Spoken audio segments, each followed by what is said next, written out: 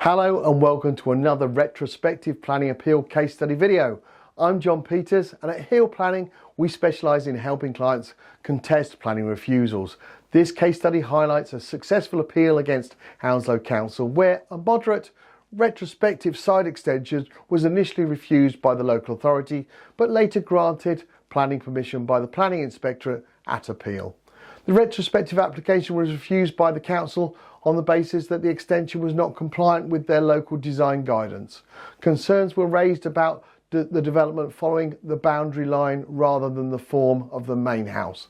And the council argued that it would harm the living conditions of the neighbouring residents through loss of light and outlook. Following the refusal, the applicant came to Hill Planning for a free no obligation consultation. During this initial review, one of our specialist planning appeal assessment officers confirmed that the case could be appealed.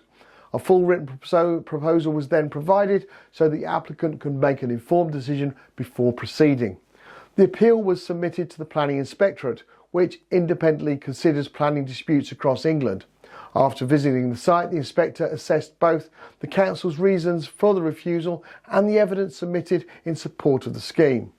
The key issue was whether the side extension caused harm to the neighbouring property, particularly in terms of sunlight, daylight and outlook. The inspector found that, due to the orientation of the homes and the limited height and depth of the extension, no material loss of light or outlook would occur.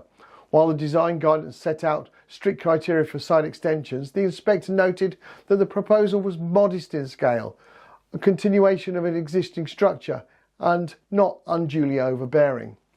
It was concluded that the development complied with local planning policies, which required new buildings to work to minimise harm to neighbours' amenity and to respect residential character.